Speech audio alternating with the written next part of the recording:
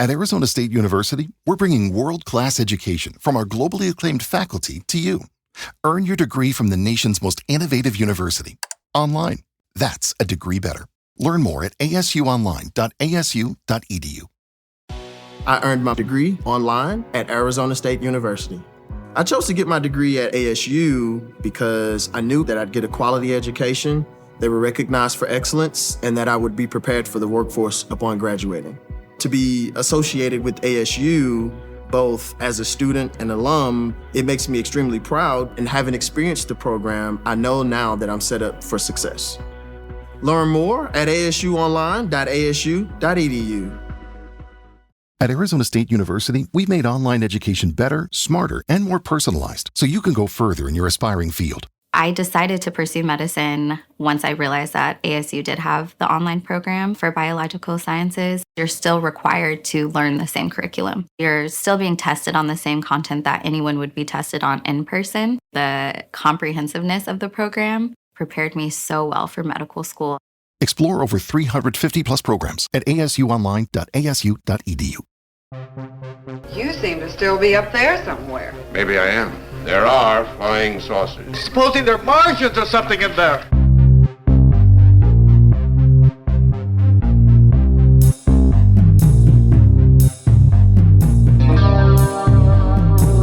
Hey guys, welcome back to another Weird Wednesday. I'm Asherz, and this is... Tobias. Tobias, how was your weekend? I'm excited to hear about it this time. Oh, really? Only this time? Well, ouch. I'm excited to hear about it. I was going to wish you a happy birthday too, but now I don't know. You don't now deserve just a never happy mind. birthday. Just forget about it. Mediocre birthday to you. Right? Yes. A most melancholy birthday to you, friend. Well, thank you. No, honestly, happy birthday though. Oh, thank you. No, and I'm excited because I want to hear about, I already know, this workshop. There's some people that were where you were that I wanted to be with and I was not. I'm jealous. Sure. So tell me all the things. Absolutely. So I was lucky enough to spend this past weekend at another Haunted America conference, which I got to tell you, if you are into the paranormal and the occult and magic and parapsychology, then you have got to get to the Haunted America Conference. It is absolutely the premier ghosts and hauntings conference in North America. Like, it's not even close. It's just the absolute best. Who was there this year? So many people. I mean, I was there. Obviously, I was hanging out with Richard Estep, of course, my friend and co-author of our new Mothman book. I was there with Amanda Woomer, who you probably all know either as Spook Eats, but more likely as paranormal investigator, researcher, author, publisher of The Feminine Macabre, and many other great works.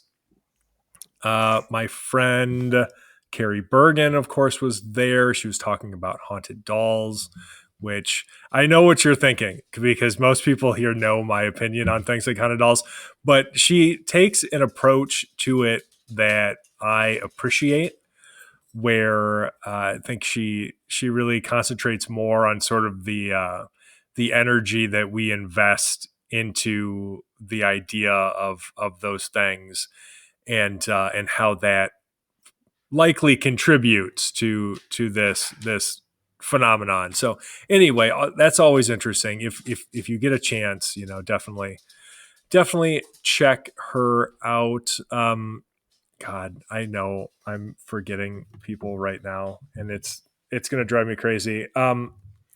We see, of course, Troy Taylor is the organizer, and you can't forget him. Troy, boy, if you've never heard of Troy Taylor, you're probably not super into ghosts, because this guy has been writing about ghosts and true crime since I was in high school. He's written dozens and dozens of books. They're all bangers.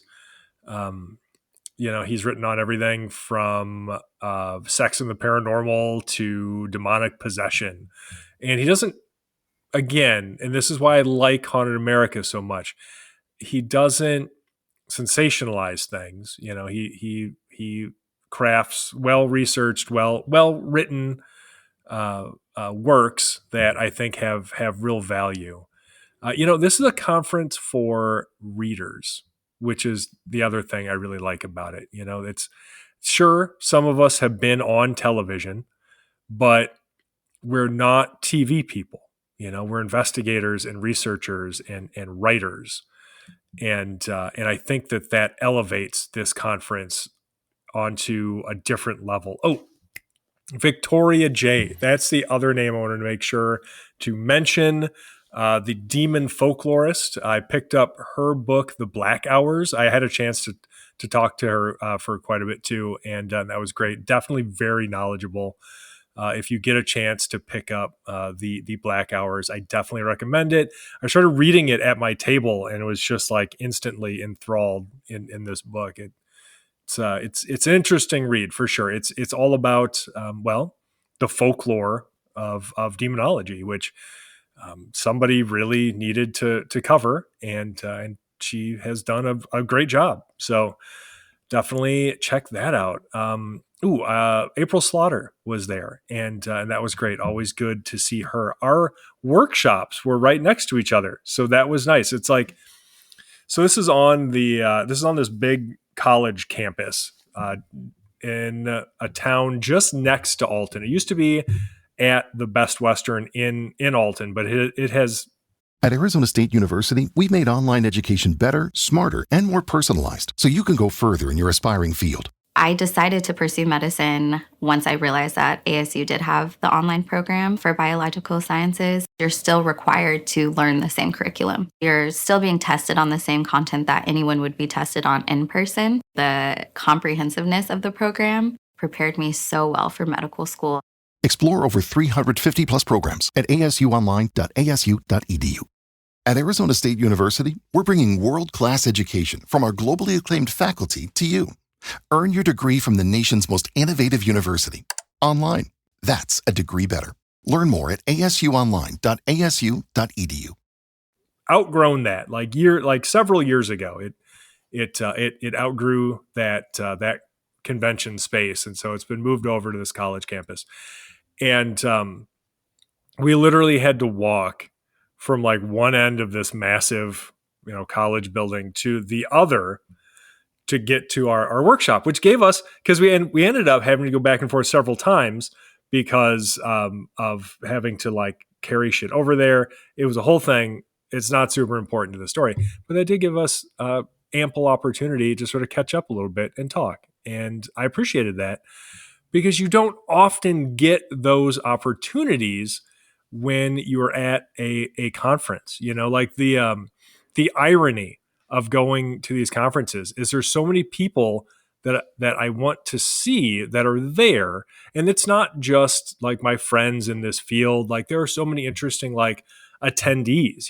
There are so many people who show up to these events as audience members, as seekers, as students, as people who want to learn more about this stuff or have an interest in it.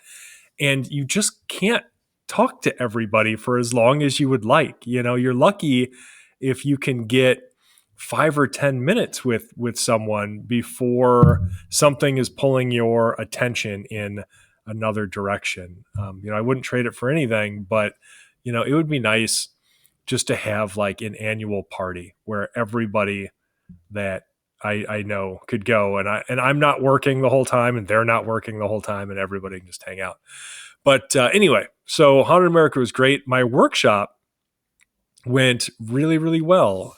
It was well attended, and all of the attendees were interested and engaged, and everybody participated, and that was really, really exciting. So essentially what it was, I know I've talked about it a little bit, but it was a 90-minute workshop, and about the first half-ish of it was essentially a presentation that I had put together just to explain some of my ideas about consciousness and the paranormal, and how those two things might interact, and the various techniques that we could use to facilitate that, right? And so those techniques can range from sigil creation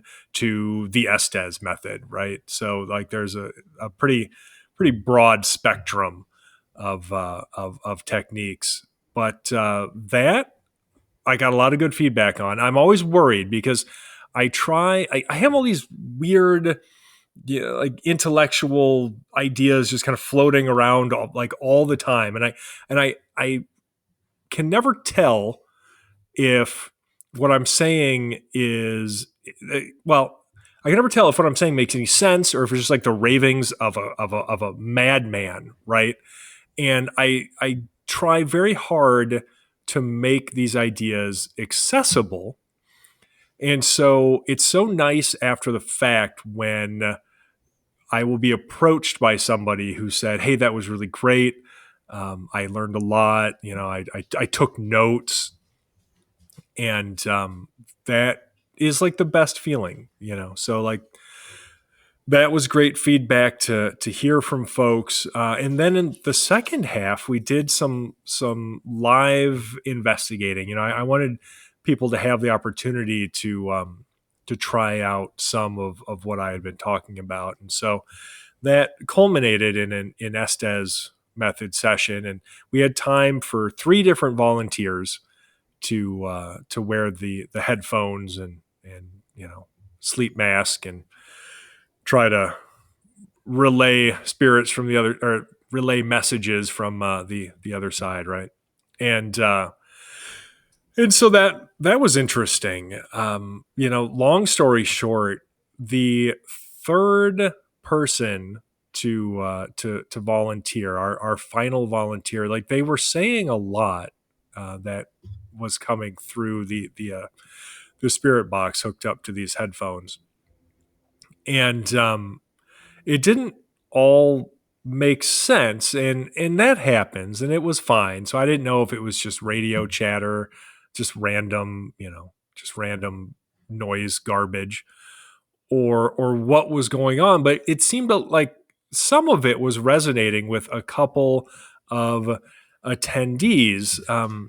But then it just sort of petered out, and that was the end of it. And I was like, well, I hope people aren't disappointed, but this is, it is what it is. That none of this stuff really performs on demand. But again, everybody seemed to have a great time, and so I was fine with it. But this is where it gets really, really interesting. The next day, I was approached by the 2 attendees with whom this seemed to have been resonating some. And they proceeded to tell me, and I don't want to give away too much information because this is actually incredibly personal to them, which is why they weren't talking about it during the workshop. But they stopped by my table to tell me about how all of this individual stuff that had come through was directly relevant, and they had receipts. There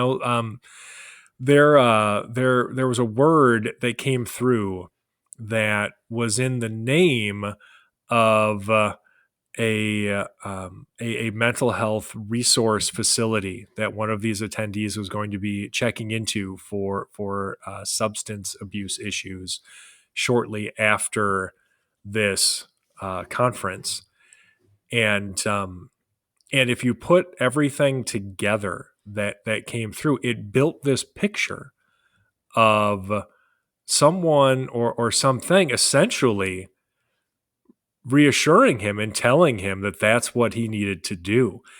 And when I was able to get all of the other information about what was going on with these folks, all of these pieces just fell into place, and I was blown away. I was absolutely blown away. So it turned out we hadn't been getting random gibberish at all. All of this stuff made sense to these two people. And I don't blame them one bit for not wanting to necessarily share that in front of a bunch of strangers, because like I said, it was incredibly personal stuff. But it just goes to show, right? Like, you need to have all of the information before you can make a determination about how well something went. And we have to wonder how many times something like that has happened, and we just never found out the other side of that story, you know? So it was incredibly powerful.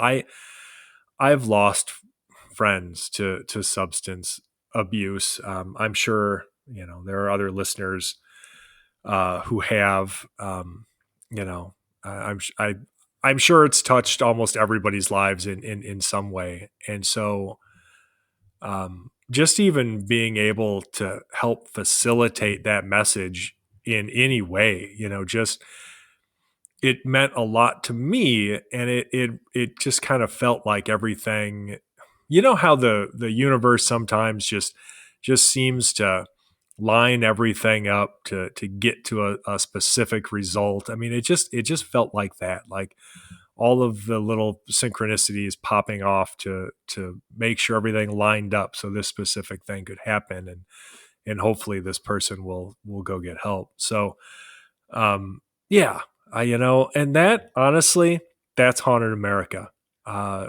You never know what's going to happen, and it's not just talking about the paranormal, it's experiencing it, you know. So that was my weekend. How was your weekend? That sounds so exciting, though. See, you had your own 111, sort of. Sure. I mean, something similar happened last year too, where I decided to do this impromptu Estes method session just because I had all the gear with, and there were people there who were like, "Hey, I've always wanted to try that, and I've never been able to." And then I was like, "Well, I'm not doing anything. You want to try it?" And they're like, "Oh, cool. How much?" And I'm like, "Shut up. I'm not going to charge you." And absolutely, it felt like, again, using several different volunteers, because there were a bunch of people who wanted to try it. We were in communication with something, and we had this whole long conversation, and it was just bonkers. And it spanned over people who didn't know each other and hadn't met, would not have been able to communicate with each other, like in between these other people volunteering. Like, it was just wild. So yeah, you gotta love it. Very nice. Yeah, I was going to mention your person that I was jealous of was Victoria J, because I have yet to meet her. She's been on the show before. I earned my degree online at Arizona State University. I chose to get my degree at ASU because I knew that I'd get a quality education, they were recognized for excellence, and that I would be prepared for the workforce upon graduating. To be associated with ASU, both as a student and alum, it makes me extremely proud, and having experienced the program, I know now that I'm set up for success. Learn more at asuonline.asu.edu. Oh, So, nice. Yeah. She's really, really cool. I enjoyed meeting her. I'm going to go out, and I'm going to put it out there and say that we are friends now. So, you know, I'm just saying. Wow, it's official. You're right. Just try it. Just, you know me. If I see an opportunity to make people uncomfortable, I'm going to go for it. So no, everybody that I meet there is automatically my friend. I'm sorry, but if we have anything in common and we talk for more than 10 minutes, we're friends. Yes, There's nothing you can do about it. It's official. It is what it is. The realest thing I can tell you guys about Tobias is that one time we were drinking in a hotel room together, and he said, "Look, all you have to do is be nice to me. That's it." And that was it. The bar is so fucking low to be my friend.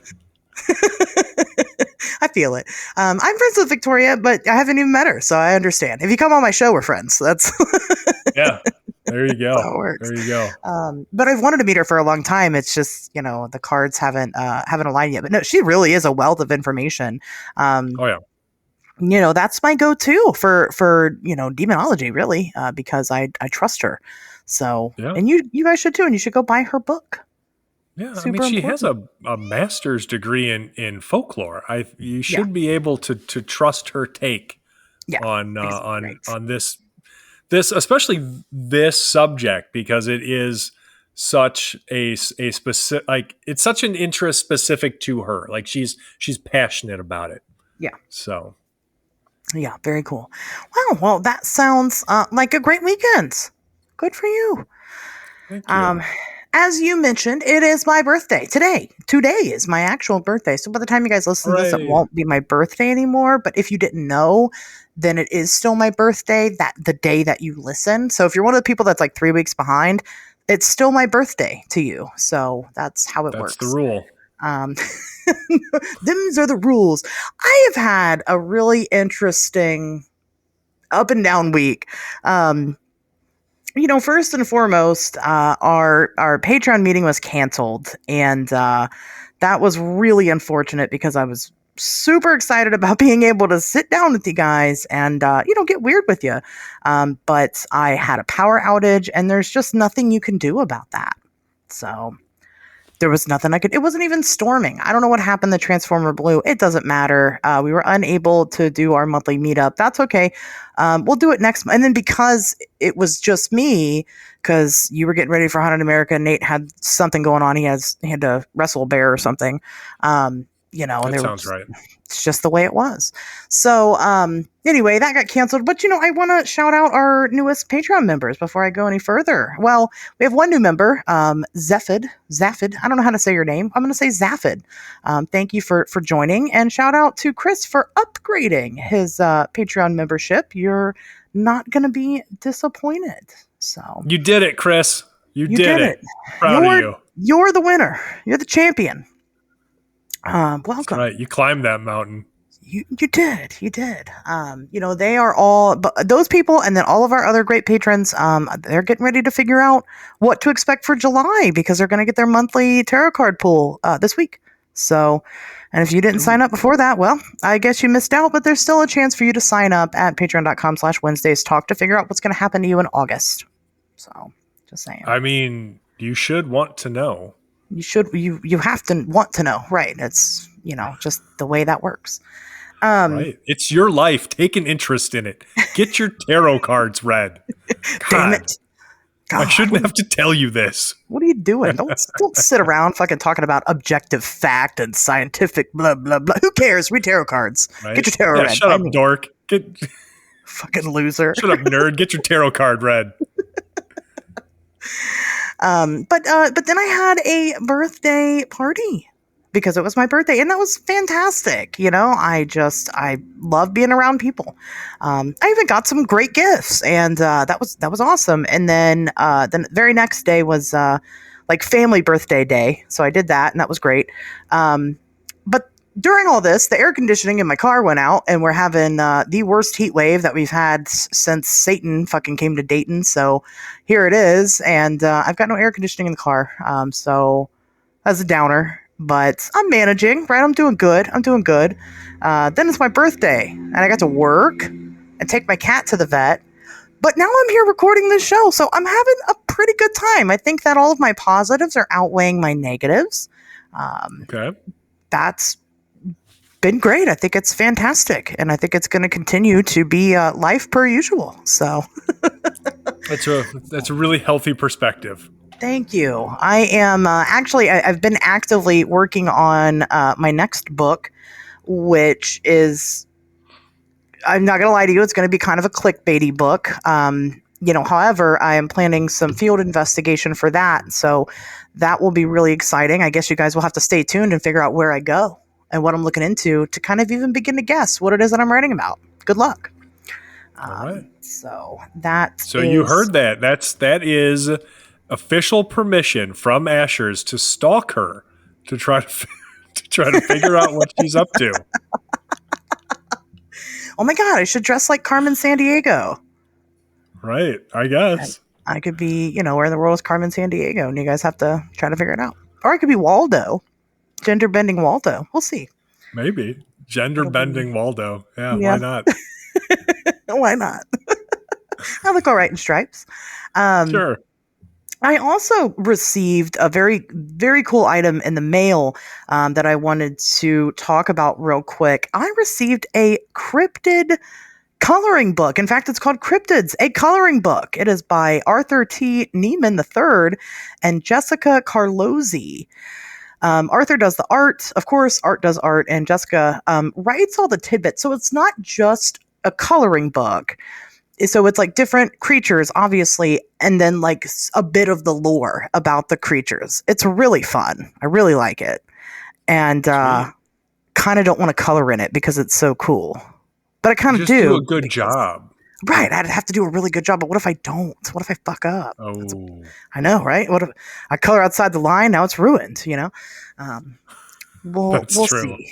But, if you guys are in the market for a cryptid coloring book, you should definitely check that out. Always support the small, and these are real people. It's not AI generated, bullshit, because you can find plenty of that on Amazon. But this is, real people making a real book. You should support that. Always. Always.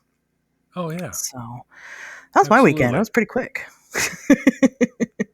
Yeah, no, that sounds like a good weekend. I'm glad you're having a happy birthday. And of course, I appreciate you spending any part of it with me. So that is super fun. It's exciting. I'm happy about it. I always like to talk weird, and this week's episode is particularly simple. So I didn't have to put any work into it. I just had to show up, and I love that. Right.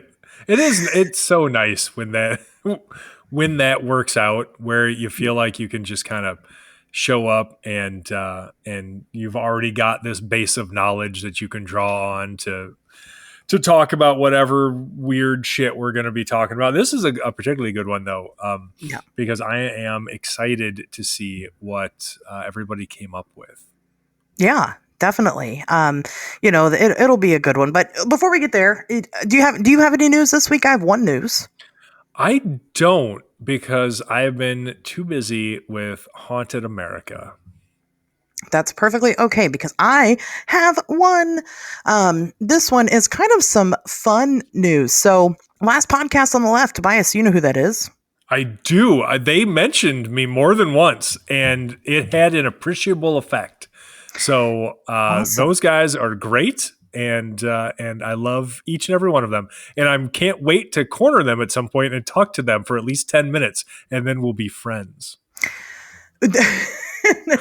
I'm just going to talk to them online for about a year or two, and then we'll be friends. Sure. Similar strategies, but a little different. Eventually, let's be so fucking for real right now. If we were both, this show and that show, both on the game long enough, there's going to have to be some type of coming together. There's just too much similarity there in personality. Eventually, it'll be a thing. However, they made an announcement on their June 18th episode on their side stories. They do like a side stories thing apart from the main show. And they just they do what we do. They talk about the news and stuff.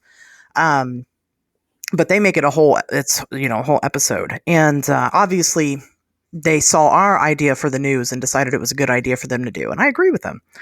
But they were talking about some dispensary that's like giving out a reward for Bigfoot photo. Okay. And, somebody comes in with a great, with a perfect Bigfoot photograph, they will give them one single joint. And they had decided at last podcast that, fuck that. That's not enough. They have proposed that if you bring a decent Bigfoot photo to them, they will give you 1 pound of weed. That's a pretty good deal. Okay. That's much fairer than a single joint. Right. God. And that's basically what they were saying. Like, that's kind of bullshit that, you got the best Bigfoot photo and all you get is one joint. And I agree with that. Yeah. I honestly, I want to know the name of that dispensary. I don't even smoke weed, but I'm going to actively encourage everybody I know who does to boycott that place. That shit Don't sucks. go there. No. Right. That's, and I can't really offer anything, better than a pound of weed. Their only caveat is that you have to go to them to get it. So, that's a little difficult, but a pound of weed, I've never owned a pound of weed in my life. That's at one time. That's a pretty good deal. So I'm just saying you should probably do that. I will make an offer. Tobias, if you talk to him for 10 minutes, he'll be your friend. It's true. And in fact, you don't even have a say in the matter. I will be whether you want me to or not. He will claim you publicly as his friend.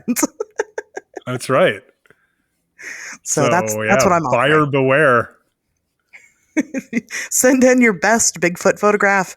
Become friends with Tobias Wayland, and everybody, and then go and send it over to Last Podcast on the Left. They'll give you a pound of weed. It'll be great. That's awesome. I'm a lot of fun to hang out with when you're high. So that's win-win for you, Bigfoot photographer. Exactly. You're really coming out ahead here. And I mean, you can even take Tobias with you when you go pick up the pound of weed, so that way he can become friends with them, right? That's the plan. That's what we're doing. So just all friends. It's all coming full circle. But no, really, I think that's a great deal. I think that's very motivating. We all know if there's one thing stoners love, it's getting high in the woods. So I know you guys have Bigfoot photos. That's fair.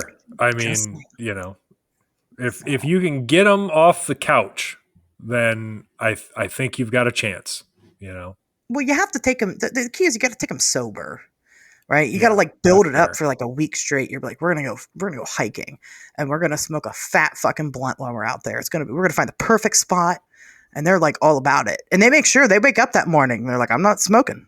They think about a wake and bake, and they're like, no, I'm saving it for the spot. Okay, good. It's a whole thing. So anyway, that was my news. Great news. Great news for stoners. Great news for amateur photographers. Bad news for that one cheap ass dispensary because I'm boycotting them. Yeah. But good news for everybody else. Yeah. All right.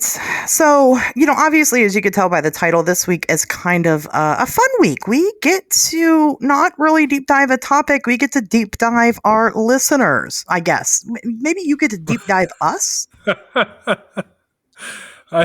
Phrasing, Oh, it could be worse. I can make it worse if you'd like. You could, and you will. But at some point, I'm sure. No, we're doing a Q&A. How fun is that? I love a Q&A. I really do. Oh, yeah. You guys ask the questions. I don't even have to think about it. I just give you my answer. It's so easy, So we thought that we would do that, for you guys and for us, just because it's fun to do that sometimes. So why don't we get into it, huh? Sure. Yeah. I mean, this is great coming off of a busy conference weekend. Being able to just step into this. So love it. All right. Well, I'm just going to go right down the list in the order that I have them here. First question comes from Adam, not that Adam. There's only one. I love how when I say not that Adam, everybody knows exactly what Adam I'm talking about, who it isn't. I recognize no other Adams. Sorry. There's only one. We should have a death match between the Adams. Anyway, Adam asks, have you been to Helltown, Ohio? What are your thoughts on it? Obviously, you live in Ohio. Well, being from Ohio, I think that I have a little more thoughts on it. Tobias, do you have any? I'll ask you first. Do you have any thoughts? I don't think you've been there. No. Do you have any thoughts on it? Are you familiar with Helltown, Ohio? Helltown, Ohio. Is that the one that's constantly on fire? No, that's somewhere in Pennsylvania. Helltown, they made a terrible TV mockumentary about it. It was really bad. Yeah, it's an abandoned town in Ohio. It's in the northern region. It is attached to the Cuyahoga Nature Reserve now, but in the Okay. 70s, I guess I'll give the quick rundown for it because there's probably people listening don't know what Helltown is. I Um, imagine. so back in the 70s, the government kicked everybody out. It's actually called Boston, Ohio, Boston Township. And it was the oldest county in Ohio, the first established county in Ohio. And they kicked all the residents out of it because they wanted to take over the land for the park up there, for the nature reserve. And Okay. people were pissed the fuck off. They were very upset about this, obviously. Their homes being, they were paid for it, I suppose. But they didn't want to leave their homes. And, Right.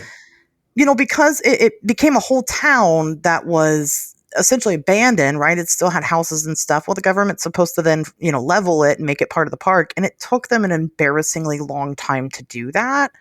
On top of that, there was some scandal with their local landfill. There was like really gross and ended up becoming like a super fun site because of like illegal dumping and whatnot.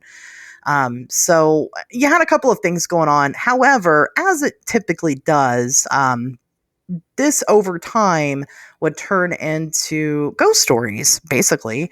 You had people exploring these creepy abandoned towns. The architecture of these towns, like there's a church that had like an upside down cross on the building. People thought it was like a satanic church.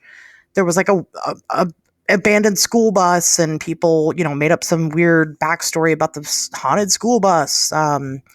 They just kind of made up stories surrounding what was going on in the area. It's also home to the peninsula python, so a giant snake cryptid out in that area, which was kind of, predates all this a little bit, but, it's kind of in the tales. There's a monster snake out there.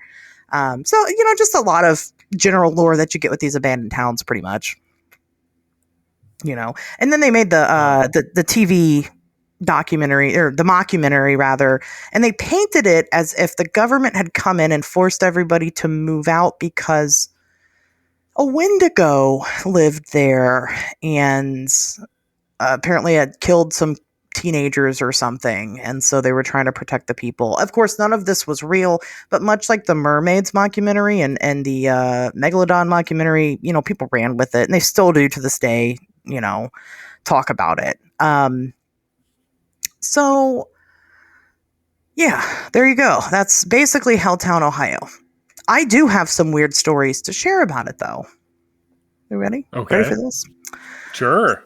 So one of the weird things I will say is that when I started doing all of this, I became a researcher back in 2019. I started to take it very seriously in 2020. And one of the first things that I was doing was collecting reports. I received over 250 Bigfoot reports from Cuyahoga Nature Reserve. So that's super interesting because nobody ever really talks about Bigfoot in that area when it comes to Ohio. They talk about like Salt Fork, right? Everybody knows Salt Fork, the Grassman and whatever, but nobody talks about that area, which of course, just looking at the map, Salt Fork eventually feeds into Cuyahoga.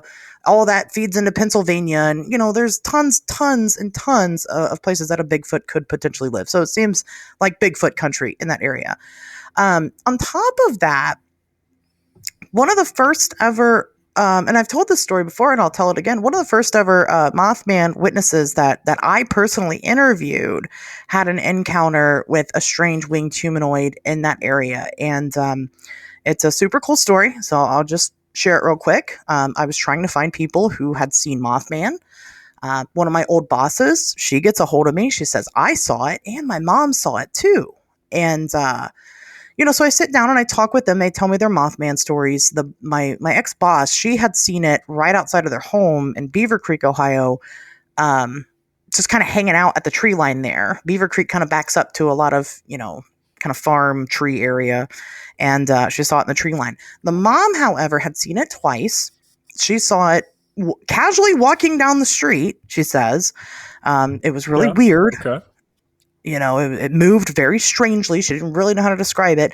She also caught it, she says, hanging upside down in her garage when she left her garage door open. And she just kind of... That's what, you can't leave the door open. You're going to get fucking have Mothman in there. Right. Fucking have Mothman in your garage. Why don't you just leave some food out while you're at it? I mean, that's irresponsible. And she was like, no, thank you. Shut the door and waited to leave until later. But that's not the Helltown story. So, she's like talking to me and we're just kind of talking about the paranormal. You start talking to these witnesses and then they're like really into it, and they were really into it. And so she's like, well, she's like, what about Helltown? You know about Helltown? And I'm like, not really. I know a little bit, but not really. And she's like, okay, I'm going to have you come over. I got somebody I need you to meet. And she does. She invites me over to her house. There's a bunch of fucking people there that I don't know, except for my boss. I don't even know her, had never met her mom, had only talked to her on the phone. And, we're all just hanging out or whatever, and they have a whole fucking cookout. And it was nice. We had a good time. But kind of at the end, as things are like winding down, people are leaving. I didn't want to be the first person to leave. It wasn't quite ready for that yet. We're all kind of sitting down, and the mom comes up and she sits down and there's this old guy there, and she looks at him, and we're all sitting there, and she just says, tell her the story. And this guy, went fucking just, all the color left him. Just in a fucking instant, it was gone. But what he says is, what story? And she just gives him a look. Like, come on, And so he then just starts talking. Well, back in the 70s, I was a park ranger for the Cuyahoga Nature Reserve. And so at the time, people were really pissed off about being kicked out of their homes. So what they wanted us to do was patrol that area a little extra. Because people were there. They were worried about vandalism, fire, things like that. People just acting rowdy. And, he had just got done checking out the town. It was good. It was fine. And he is walking kind of back out. You couldn't really, at the time you could park in the town and stuff, but he was on foot. He had driven up there. His car was there in the town, and he was just kind of walking back into the wood line. And while he's walking back into the wood line, he comes upon a fence. And he says he had never seen this fence before, was not there before. He's there every single night. This is his job. And he said it's about a 10-foot tall fence. And he's walking around the fence line, and he's hearing some commotion going on, but he doesn't see anything. And as he continues to walk, he ends up coming upon like kind of a clearing of trees where he could see through a little bit more. And what he saw was, his exact words is, I don't know what it was, but I can tell you it looked like Jeepers Creepers. And there's this creature standing, and he said it was surrounded by what appeared to be, he said, military men. And like military garb. And he said, and I don't know why I know this. I can't really explain it, but it was like attacking them, but without touching it. It was doing like an electrical attack. And he left. He went and ran back to his car and left and never went back there again. And at this point, me being so brand new to all this, it scared the fuck out of me. Was like, what did I get into? And so I'm like, I didn't really ask him any questions. I didn't know what to ask. I was brand spanking new in all this. And I'm like, okay. And I go home. I didn't go home though. I called my best friend and I'm like, look, shout out to Jazz. She listens to the show. I'm like, look, I got to come to your house. We got to talk, and we can't do it with anybody around, because I'm like, is the government involved in all this? Should I not be involved in all this? I've got a kid to think about. Like, I shouldn't be here doing any of this. And her and I kind of talked it over, and I was telling her, what he said, and telling her my fears. And, she was basically like, hey, pretty much like, you don't have to be a martyr for this stuff. Like, you don't have to risk yourself, to study this stuff. But at the same time, if the government is involved in stuff like this, you should probably tell somebody about it, And I decided to continue, continue on. And I've told that story now a bunch of times, and nobody has ever confronted me about it. But I've never talked to that man again. So I don't know. Wait, did you die, or Did he die? What happened? No. Did I die? I did. Right, Yeah, I was taken out by the government. Thank you. Yeah. That was the joke. Yes. Yeah, I'm a clone because now. I have heard people say that so many times, like, am I in danger? No, dude. Formula One race car fucking drivers are in danger. You're fine. Yeah. Nothing bad is going to happen to you. Because the government is not going to disappear you for seeing Mothman or something. It's just not going to happen. Yeah. I don't know what that guy saw. For all I know, he's just an old guy telling a story, but he seemed genuine. Again, I was very inexperienced. I'd love to talk to him again. I just never did. I never did revisit it. Maybe I will, Right. I still have that boss's contact, why not? Yeah, no, I'm glad that you shared that story because it really does remind me of something that I see a lot in this field, and it's easy to get caught up in. I've been caught up in it myself. I really got into this professionally, or at least like in really seriously investigating in like my late 20s. And that's not that old, that's definitely still young enough to get, I don't know, excited about stuff that you probably shouldn't.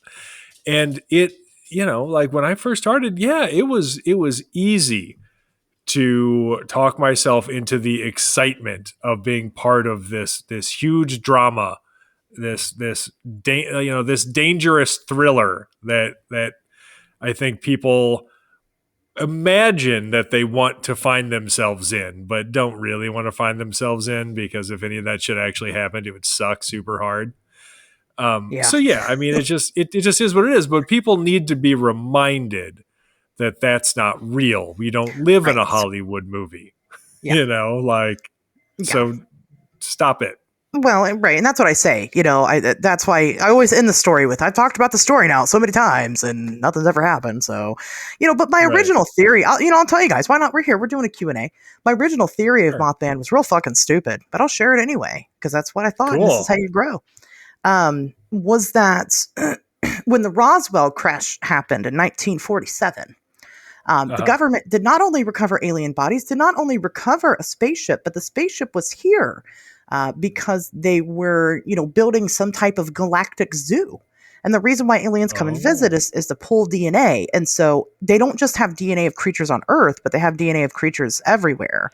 And so when the government found all these DNA samples, in the 40s, we had no idea what to do with that. So over time, as they're kind of experimenting with science and getting better at it, they would create these creatures and kind of unleash them in rural areas. This also would explain the Flatwoods Monster. This also would explain the Hopkinsville Goblins. This also would explain so much other stuff. Well, in the 60s, they came around and they did a little bit better with Mothman. And they had the government, had that whole TNT area there that they had just, they owned most of. So they cloned a Mothman and stuck him there in the TNT area.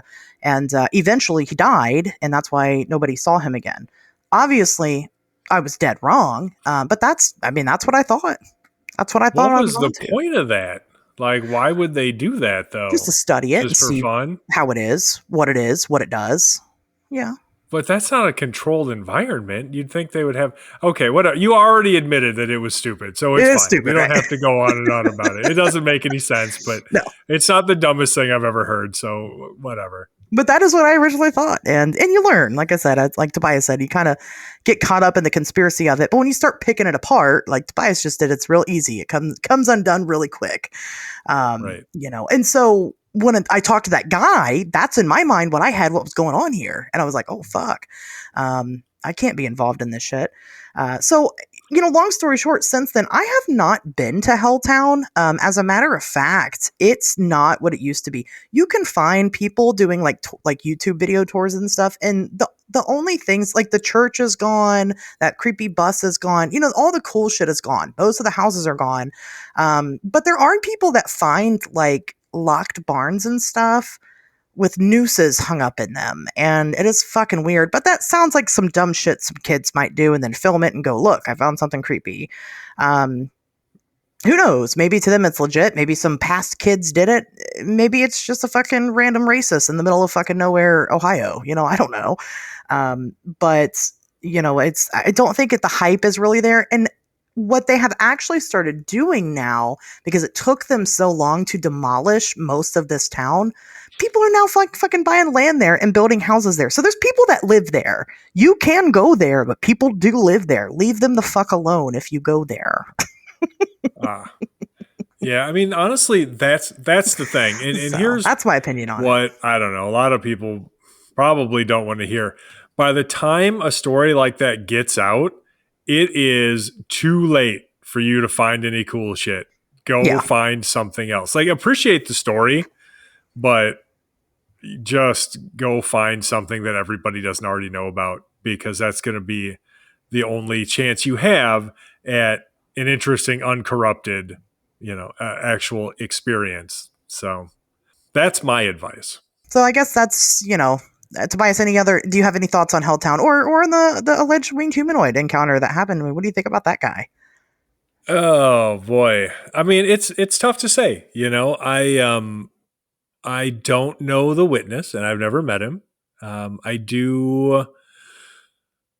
There are things about the story that I find dubious, like the involvement of the military, but you met the guy and I didn't. And if he seemed authentic in the relation of his story when he was telling it to you, then, I think it's possible that he experienced something.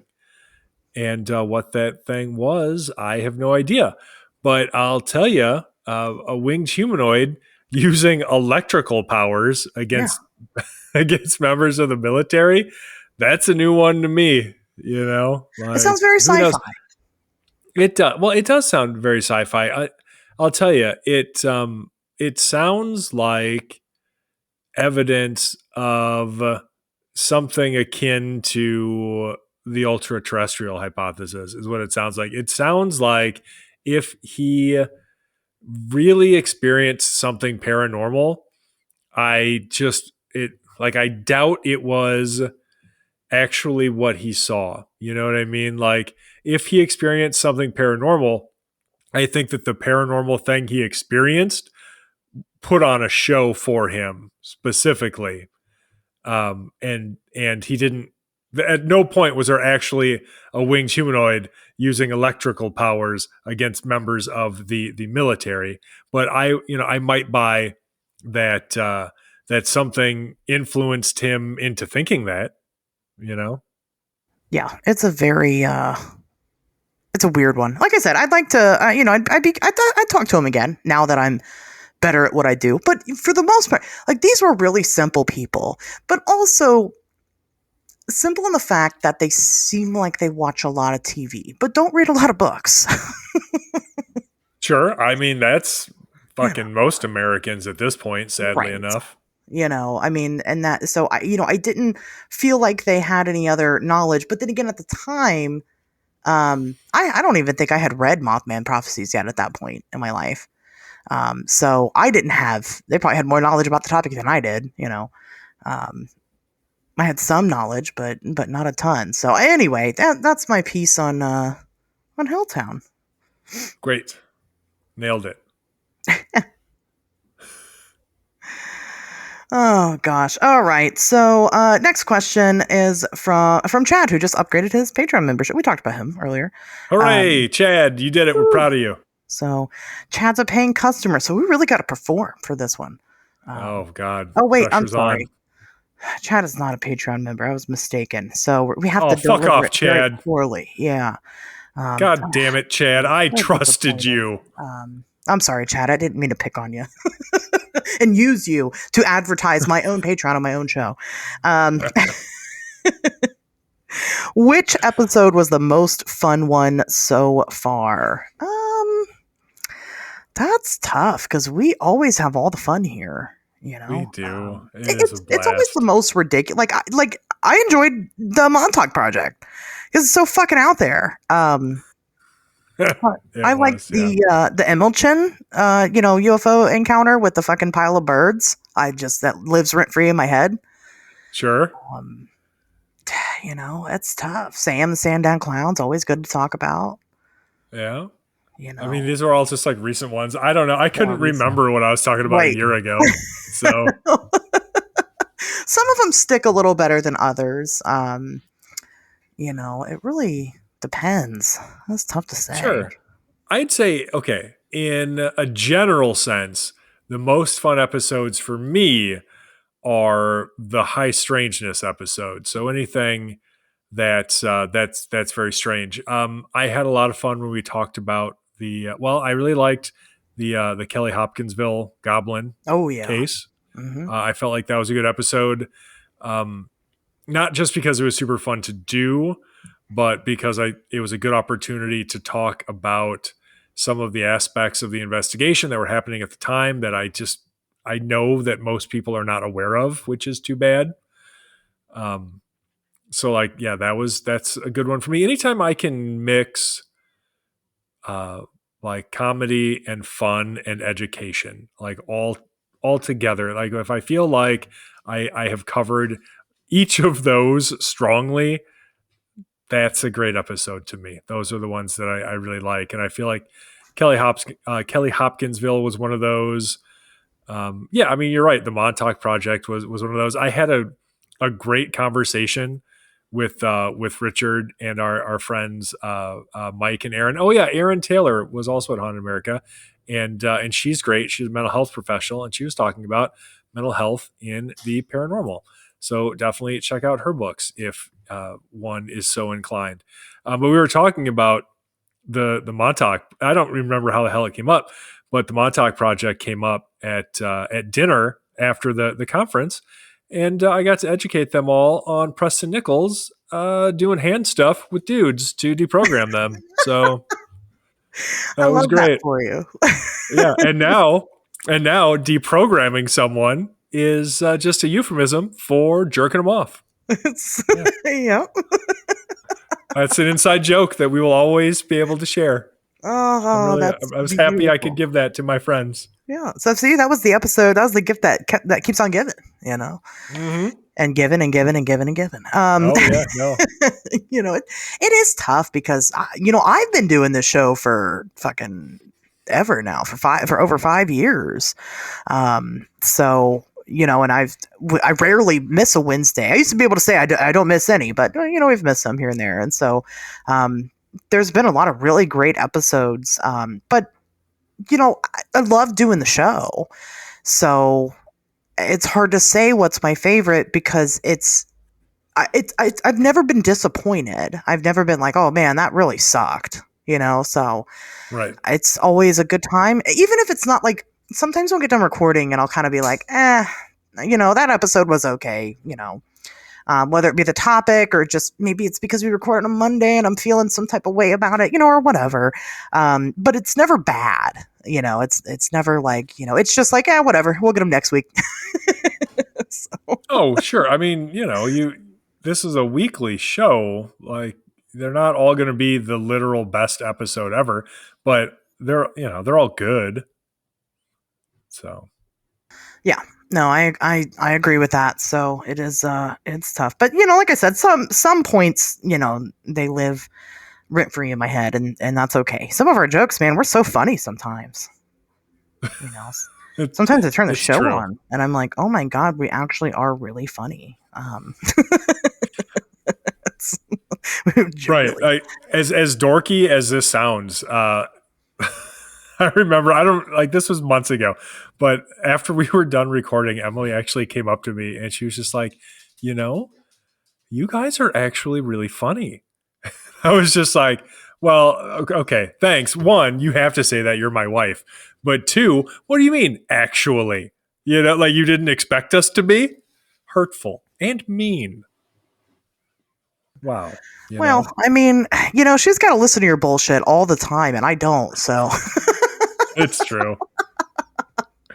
She's a saint. Good for her for taking one for the team. We appreciate you, Emily. We really do. Right. But no, really, it is always surprising. It's like, oh wow, we're pretty good. So let's go on to the next. I don't know if this one is meant to be taken word for word. This one is from Haley. It is, what is your least favorite cryptid character? So I don't know if this is least favorite cryptid or least favorite like fictional cryptid? Like, do we hate the Bumble? Well, hold on now. Actually, so I mean, can we make a distinction between fictional and non-fictional cryptids? Uh-huh. You got me there. I'll open that can of worms. You got me there. That is tough. Because like the Hodag, like I guess now would be a fictional, right? It would be a fictional cryptid because but it's folklore, which is a whole other class in its own, I guess. I mean, how much actually do you want me to get into this? Because not very much. As little as possible. It's already regretting bringing it up. Oh, gosh. Well, we'll do both. Because I have one for my least favorite, like fictional cryptid for sure is the Rake. Fuck that guy, and fuck all you who love them. The Rake is not real. It was made up by 4chan. We know that. There's no such thing as the Rake. I don't care how many times your grandmother told you to go take the rake to the lawn. It's not real. That didn't happen, okay? No, the rake is akin to like pale crawlers, like pale humanoid type figures, which I do think there is something to. However, that's not even how the rake was physically described, like in the original 4chan story. Like that guy, not a thing. When you say the rake, you sound dumb. You sound uneducated. I'm just saying it. And I'm not saying it to hurt your feelings. I'm genuinely telling you as your friend, like, stop using the word the rake. But obviously I have strong feelings there. Okay. Yeah, that's right. If you find yourself saying the term the rake, stop. Get some help. All right. Here's a number you can call. Go to your room and think about what you've done. It's so disappointed in you. Clearly, obviously, guys, from the expert's mouth herself, it is a pale crawler. Okay? I know these things. Sure. Behold a pale crawler. All right. So that's your least. Yeah. Anybody who gets that joke, we are for sure friends. All right. So that's your least favorite fictional cryptid. What the hell is the question again? Are we favorite cryptid characters? Yeah, what's your least favorite cryptid character? It says. Is it favorite or least favorite? Least favorite cryptid character. Oh shit. Least fucking favorite. Oh man. Okay. So my least favorite, it's gotta be Wendigos. And by Wendigos, I mean like the shitty bearded white guy version of the Wendigo that's like just the racist caricature that was just the like appropriation of Algonquin legend version. Yeah. I hate that shit because it's racist and stupid, so fucking knock it off, like just if you're going to like if it's okay to be interested in other cultures like myths and legends, like we should be, of course we should be. Like it's all part of the grand human experience. But what we shouldn't be doing is taking these stories and twisting them up and then shoving them up our own asses to shit out on the internet in the dumbest way fucking possible. Yeah.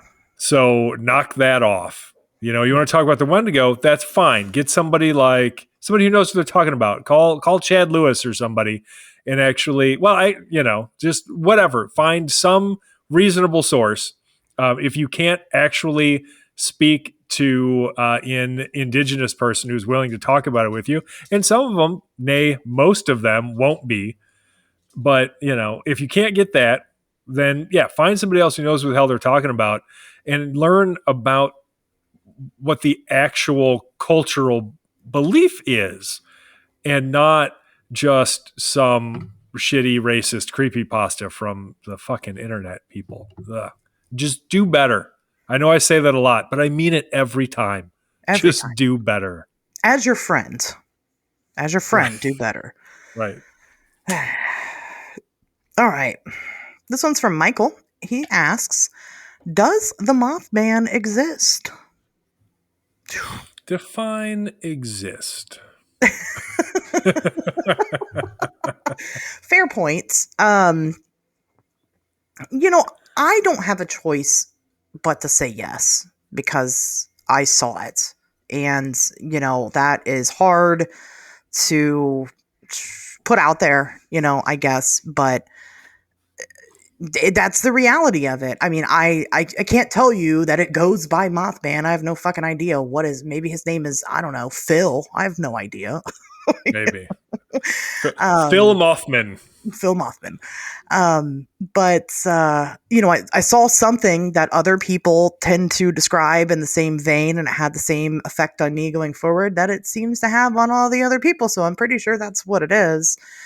So I have a clear bias because I had an experience. I do question that experience a lot because I have yet to find any type of objective evidence for its existence other than these stories.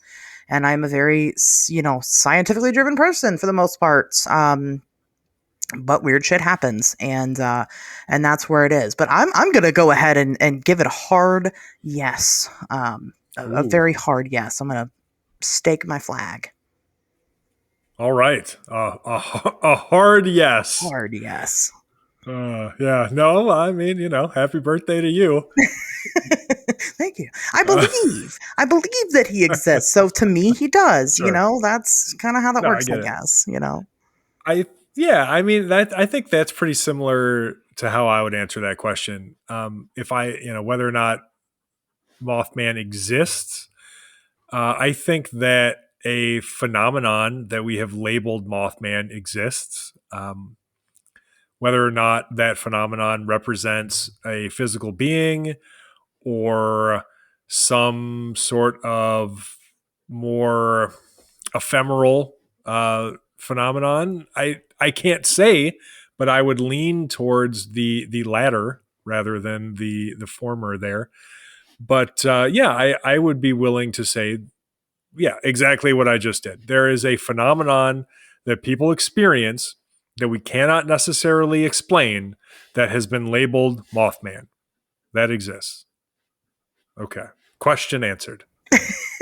Yeah, I mean, I can't prove to you that it does, listener, asker of the question or whomever, I can't prove to anybody that it does, but I feel comfortable that there is something going on. And, meanwhile, poor Phil Mothman is like, fuck, it's Phil, damn it. Right.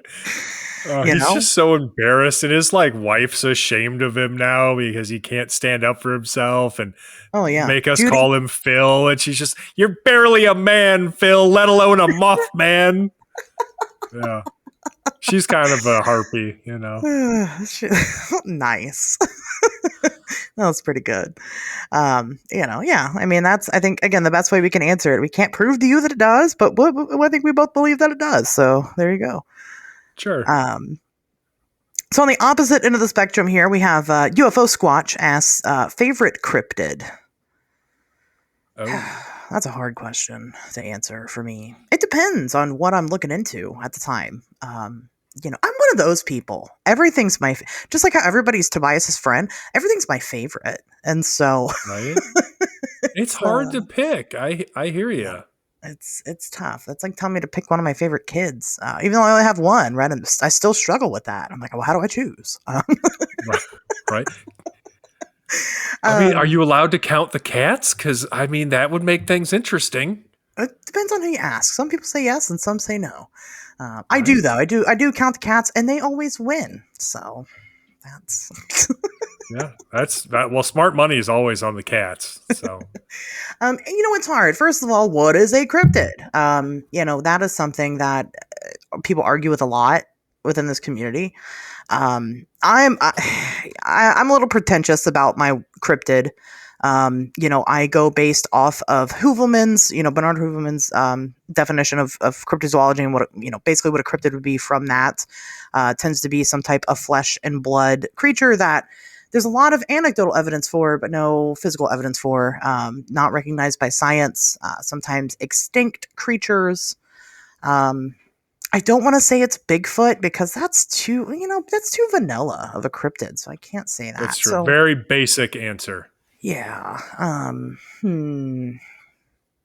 That's really tough. I don't know if I have a good answer. You know what? Fuck it. Mongolian deathworm. There we go. That's where I'm staking my flag this time. Mongolian Okay. deathworm, great cryptid. It's a horrible worm that spits acid at people in the deserts. It probably exists. So like okay, because I get in a lot of trouble from people because I don't give a shit about whatever the online, like terminally online fucking dorks definition of cryptid is. I'll just say any stupid thing I want. But okay, according to that definition, what about extraterrestrials? Are they cryptids? Well, I don't know. That's like saying, like, are humans animals? Like, technically we are, but most Yeah, people we wouldn't totally are. consider us animals. So, like, are extraterrestrials animals? They probably technically are, but also a lot of people wouldn't say that they are. People who wouldn't say they are stupid and wrong. Just But, like anybody who doesn't believe or doesn't act or doesn't want to say that humans are animals are stupid and wrong, because we super are. And you can only understand humans once you view them as animals, because we are not special and different from other animals. Like, that's insane. Well, and like Ivan T. Sanderson covered some cases. Like he investigated the Flatwoods Monster situation, and that's like obviously not, Bigfoot or whatever. Like, so Right. I just think that because the community itself and the topic itself is so small and there's so many people willing to take it seriously, I think that's where kind of the definitions begin to sort of fall apart. But then you have people that are like, well, my favorite cryptid is ghosts. And I say that all the time. You do. That's how that got into your brain. It's because I say it constantly just to irritate people. And it's like, damn it, that's not how that. But there are people that say it serious. You say it, in a funny way. I hope. Or you're fired. No, that's my sincere belief. Oh my God, get out. All right. Okay. I'll give you. Okay. So by the boring definition of cryptid, my favorite is probably the thylacine. You know what I mean? Like, it has a chance of actually still being around. Yeah. Like, they're cool animals. I would love it, like, if they were still around, because animal species going extinct because of stupid human shit just bums me out. So yeah, I mean, but from the fun definition, which is what I use, which is basically just the same as monster, then that gets a lot tougher. Oh man, I don't even know what I would say then. Like, that would have to be, oh boy. I mean, I already mentioned them, but they're still way up there. Like the Kelly Hopkinsville goblins, maybe. So cool. Yeah. They are, like, they're way, way, way up there. Like, I've got a paper cutout of the goblins on like this cryptid streamer that Emily hung up on like my weird bookshelves. And then if I turn to my right, I've got a stuffed Kelly Hopkinsville goblin that I got at Goatman Fest last year, which was a lot of fun, and I'll be at again this year. So yeah, I'm a big fan of those. I think people are really surprised that neither of us said Mothman. Don't be. It sounds like neither of us really chose the Mothman life, so No, definitely not. I mean, it's interesting. But yeah, I mean, prior to 2017, like, I was familiar with the case. I had read the Mothman prophecies. I was generally interested in John Keel's work.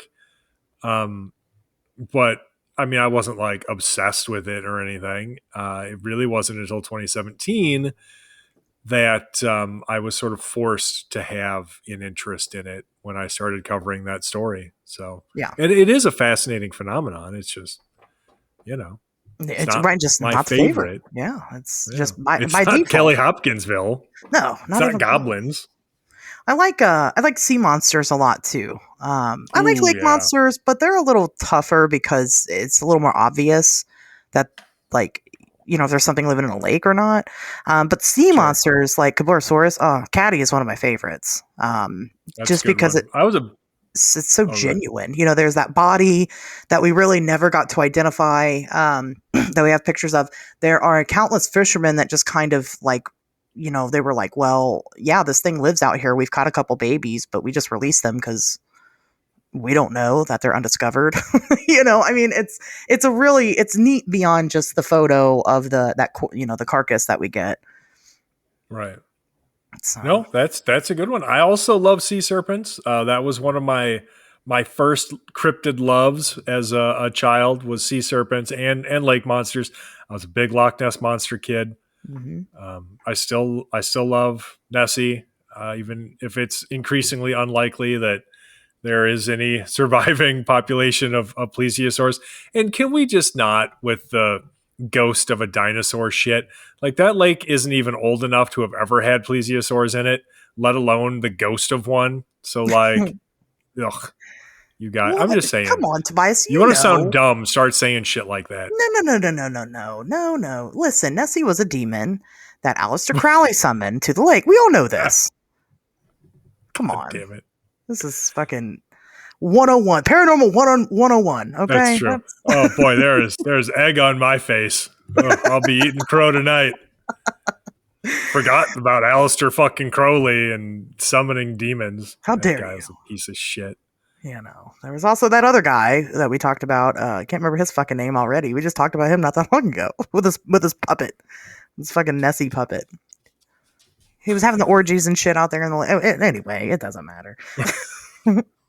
Right. All right. All right. We did it. The question answered. This one is from Aaron.des. Aaron.des asks, what's one case that keeps you up at night or disturbed you more than you expected? Whoa. Well, mine obviously, I think I probably told mine. Like the scaredest I had ever been was that guy's Helltown story. Other than that, I'm generally not fearful of this stuff. You know, Sure. I'm really not. I think the first time I ever saw a UFO, I was very, very, very afraid. I mean, I know I was very afraid, but it wasn't like a case. It was just something that I had experienced. I was 18. I was at my parents' house, and it looked like two headlights in the sky that were slowly kind of moving overhead. And, you know, I'm afraid of aliens. I'll be honest with you. And I think we all know why, right? They don't fucking care about what you think about what they're doing to you. I don't like that idea. You know, the actual idea of seriously being abducted by aliens is fucking horrifying. And I recognize that. But, you know, in general, as far as like cases go, I've never taken one where I thought I was kind of, you know, getting close to being abducted or anything like that. So, you know, I don't know. Fair enough. Yeah, I don't know. Like I'm not generally frightened anymore. You know, I have experienced the paranormal or seemingly paranormal phenomena throughout the entirety of my life. And at a certain point, I think that you just adapt to your situation and stop being afraid of it. You know, there was certainly a point in my life where I decided, you know, if I was going to be hurt, I would be hurt by now. And so, yeah, it's startling, but there should be no mortal terror involved since I didn't seem to actually be in any real danger.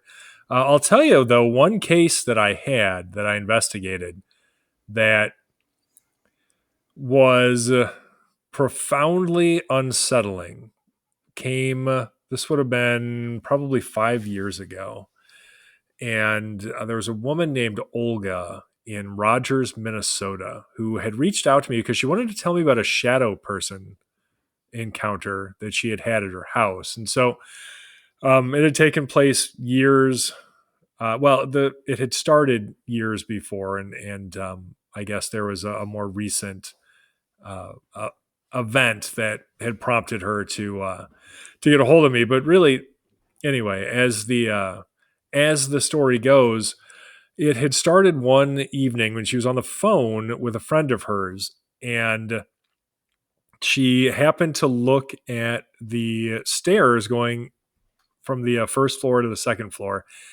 and she saw this shadow figure glide up the stairs. So, she was stunned at first, as I think most people are, but she quickly wrapped up her phone call to go and investigate because it was headed towards the room of her grandson, Toby, who was asleep upstairs. And so she ran up there, and she didn't see any shadow figure, and he was sound asleep. And so, whatever, that was fine.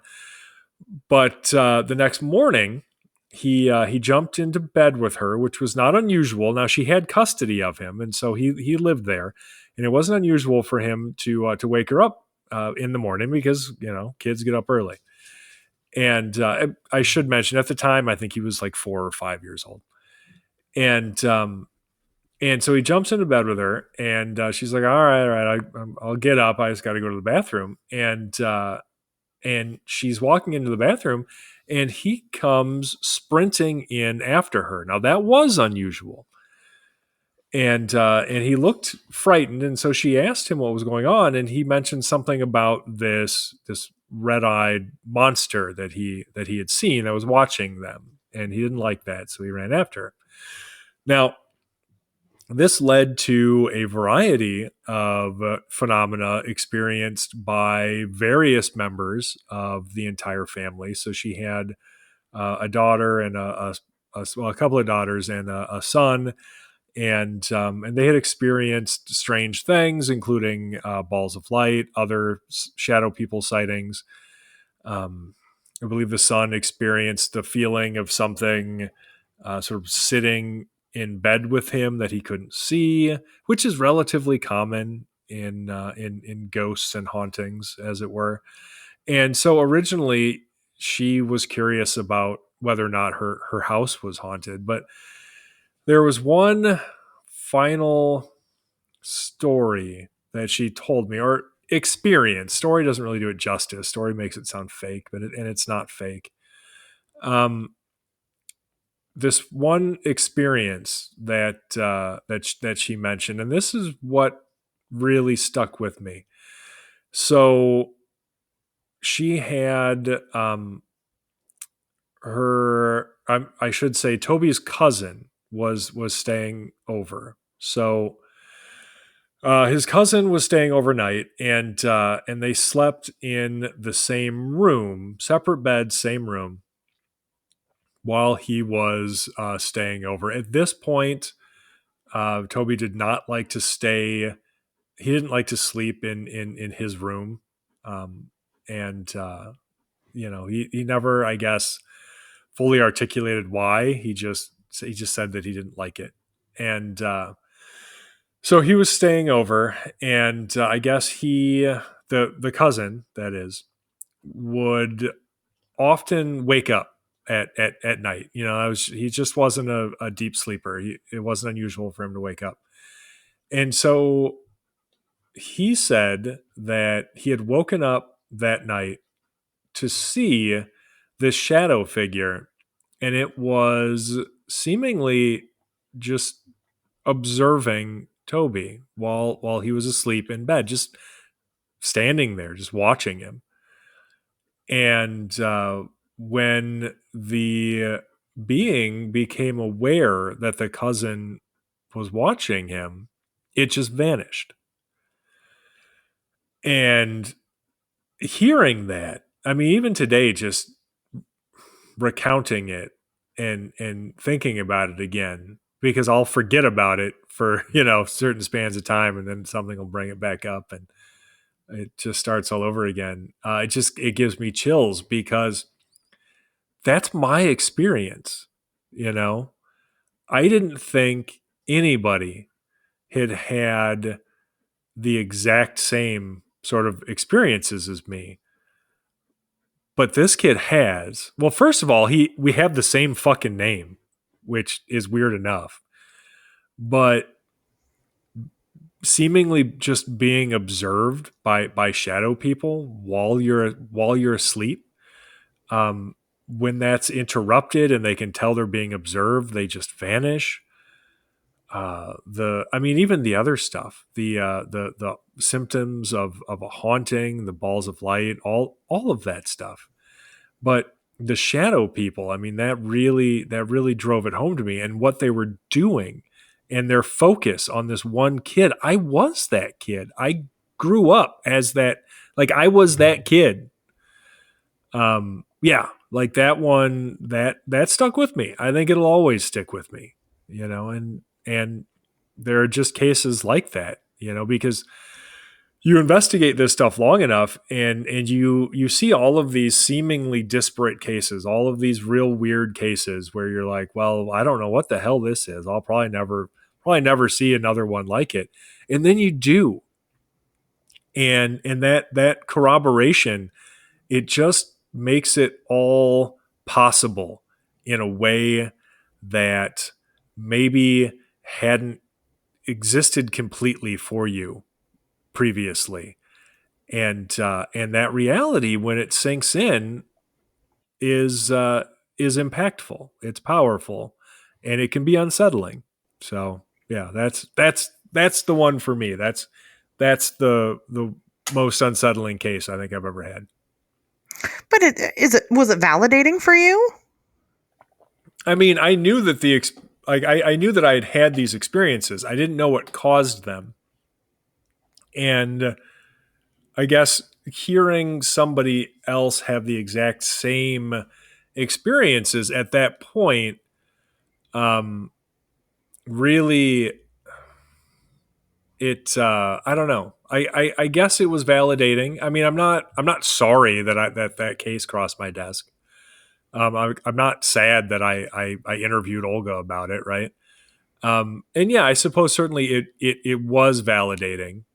It just, also makes it real in a way that experiences aren't when you're the only one who's had them. Up until that point, I didn't think that I was hallucinating or I was crazy or whatever. But it very much was like, oh, well, these things happened to me. Who knows what it was? Like it was all super crazy and I still experience weird shit, but like, I don't know. Right. But then when other people are having the exact same experiences, and I've since actually learned about even more people who have had experiences very similar to my own. I guess it makes it real in a way that is difficult to consciously ignore, where it just makes it more difficult to sort of compartmentalize it as the part of your life that isn't the normal part, and just brings it out into the light where you have to confront it at that point, right? Again. So, yeah, well, I don't know. I know. Listen to me trying to interview you. But how did that make you feel? Right. No, very cool. I don't have that experience because everything that I've ever experienced, I knew of beforehand. So I don't have like that life altering, like, what the fuck, something weird happened to me. Oh my God, it's happening to other people. Which is actually, I feel like typically the norm, at least with the people that I've, interviewed, the witnesses I've talked to, is that they usually like, maybe they've heard about like, certain topics or whatever, but they don't get into it until after it happens to them. Sure. And I didn't have that experience. So it was interesting to me. So, well, I tried, like when I was a little kid, I started reading books about this stuff, and, I was naturally drawn to, ghosts and hauntings, but really more like alien abduction, kind of UFO stuff, because that seemed the most similar to what I was experiencing. And there were definitely parallels that I could draw, but it wasn't exactly the same in the way that this family's experience was like exactly the damn same, I thought for sure you were going to be like, and I was the grandchild, Toby, because you had such. And then it was me. That's what I'm saying. Like, just everything about it is weird. Like, the kid has the same name as me. Yeah, that is weird. Well, very interesting. All right, let's chug along here. I'm going to switch gears a little bit. What's the most embarrassing thing that happened to you while on a field investigation? I don't know. Yeah, I mean, I don't really get embarrassed while on a field investigation. There's like a second where, you might encounter other people. Field investigation is also another term. How do we define that? Most of the time when I think of field investigation, field work, I think of like out in the woods. You have to be in a field. Right, you have to physically be in a field. It could be a wheat field, cornfield. Sure, cornfield, right. Yeah. Soybean field, whatever. Yep. You got to be in the field, but I'll encounter other people sometimes when I'm out and about.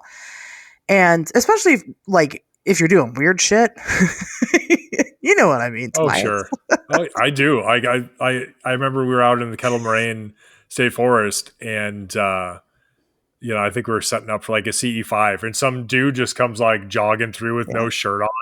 Yeah. And I'm just like, what the fuck, man? And you whistled at him? No, I'm just. I did. Yeah, he gave me his number. It was fine. I didn't call him. But no, it happens. It's weird. Right. You're out in a public place doing weird shit. You're bound to encounter people. And for the most part, I'll tell you, when people see you doing weird shit in the woods, you know what they do? They just keep fucking going. They don't even look at you. Right. No eye contact. You're like, okay, but if they were to stop and ask or look concerned or anything, I mean, we just tell them. Sometimes it's a great way to actually meet new people and strike up a conversation and get their stories. And, it's just honestly, a lot of times, that's the most embarrassing part is that initial, like, what is it that you do when you're talking to someone who you assume you don't know is totally unfamiliar with all this stuff. Because I always expect that one of these times, the person's just going to be completely fucking clueless. It has no idea what I'm talking about. It hasn't happened yet. I'm sure it will eventually. But they've actually always been super interested. So, yeah, I don't know. And I mean, you can't really be afraid to talk to people. If you're going to be out there actively investigating this stuff, you have to be willing. And I've talked to my God, probably every resident in Point Pleasant, at this point. You just have to stop and talk to them. Hey, what about your monster? Hey, have you heard of this? Hey, I'm in the town. I heard that there's this. And sometimes they're like, what the fuck? I mentioned the random bar story. We were down in fucking Germantown, Ohio, investigating the Beast of Butter Street, the dog man down there. And I had to pee. So we stopped in this bar, and we're literally in the middle of fucking nowhere, Ohio, and decided to stop and ask everybody there at the bar, hey, tell me about your monster here. And they're like, what? I'm like, do you have a werewolf? And they're like, a what? They're like, there's a really big hawk. It flies around. I was like, well, it was a pretty big hawk, I bet. It took my dog. That would be a monster fucking hawk. Right. Or and I'm like, tiny dog. I'm like 20-foot wingspan, because then I'm trying to push, right? No, just a regular hawk. It was a Chihuahua. But no, they had no clue. They fucking had no clue what I was talking about. And so it's not really embarrassing. It just is what it is. The answer is, sorry, I don't know. And you move on. Right. That's it. I've never shit my pants in the woods or like anything cool like that. Maybe one day. Is it funny that that's like also the first place my mind went? Like, what is this person fishing for? Yeah, so like I got so scared by a Bigfoot that I puked and shit at the same time, all over myself. Turns out I had food poisoning. Yeah, like what? I don't know. Nothing like that's ever happened. I don't know. You really got to be in a spot to shit yourself in the woods because, like, you could literally shit wherever you want to. Like, so if you shit yourself, like, that's a choice. You have to be really scared too scared to get your pants off in time. Even then, like, yes, you're scared, but like, pull your fucking pants off real quick, and then shit, you know. Yeah, right. He was like, "Oh shit, a Bigfoot! Oh, hold on!" Like fumbling around with your belt, trying to get your pants off. Like, okay, now you can startle me. Thanks, Bigfoot, for being kind. Right. What a bro. But you know, hey, that's a valid question.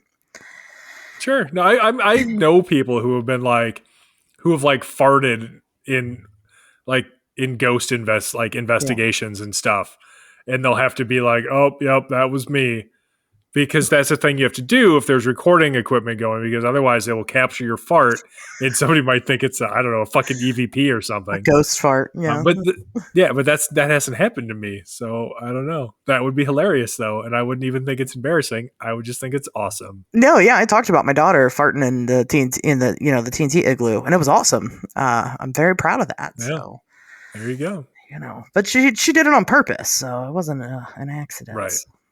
That's like, warding off any Phil Mothmans that might be around. They're like, oh, no, thank you. These people are savages. Right. Rude. This next question should be fairly quick and simple from Devin. I'm not convinced Devin actually listens to the show. Devin asked, do you think the government will ever open up about UFOs? Oh, God damn it, Devin. No. They're never going to. Get out of here with that. It's never going to happen. I'm just kidding, Devin. I'm just, we're just joshing. If he even listens. No, and that's right. He's not going to hear this, so it doesn't matter. Right. No, in all seriousness, we've said it before. We'll say it again. I think both of us are in the same ballpark here. And no, they're never going to. They haven't yet. It's been how many years since, let's just say since Roswell. Fuck. I mean, come on. It's never going to happen. The only thing the government is ever going to do with UFOs is use them to fuck with us and distract us from things they don't want us to actually know about or discover. That's it. That's all you're ever going to get out of the goddamn government. Yeah. And I don't know why I really don't know. Like, I am confounded as to why people think they will ever get anything else, or even that the government fucking knows anything else. Right. So nah, bruh. Sorry, bro. No, hard agree there. I mean, yeah, I think that they do there are some interesting stories out of the military. There certainly are, and some that I think are, probably legit. However, I don't trust the government, to be honest, with this about anything ever. So. Sure. And those are individuals, usually who talk after their military service has ended, not official ranking members of the military, actively in the military, right, who are disclosing anything officially through official channels, right? Like, there's a huge difference between those things. So this one kind of falls in line sort of with the earlier question. Have you ever regretted looking into a case or felt like you crossed a line? That's from Marnie Rapids. I mean, I said mine already, right? My Helltown guy, I guess. But other than that, no. You feel like you crossed a line? Well, yeah, initially I was like, oh my God, the fucking government knows that I know I'm in trouble. They're going to kill me. Oh, I felt like crossing a line, like regretting something, oh, I shouldn't have pushed that person because to talk about their experience. Cause then, they went and developed a fucking heroin habit or something. I think that's a really great perspective. I did not. Have you ever regretted looking into a case or felt like you crossed the line? I guess that does fit in there. I was thinking more of you know too much, about this topic. I'll tell you, when it comes to this, no, I don't think I have crossed the line because I try to be hyper aware of it. I have seen the line and I walk away from it every time. I can give you an example. A few years ago, I had a witness who had come to me because he wanted to relate in abduction experience that he thought was part of an ongoing issue in his life. He thought that he was regularly abducted by aliens. And so I interviewed him, and he kept contacting me, which was fine. But I'm not a mental health expert, but Right. there are people that I care about who have mental health issues, and so I can spot a manic episode when I see one. And it got to where he was contacting me constantly with these sort of stream of consciousness rants about what he thought he was experiencing, and what he thought it meant, and like the secrets of the universe and shit. And I was just like, and I saw the line. I was like, look, I've got a couple of options here.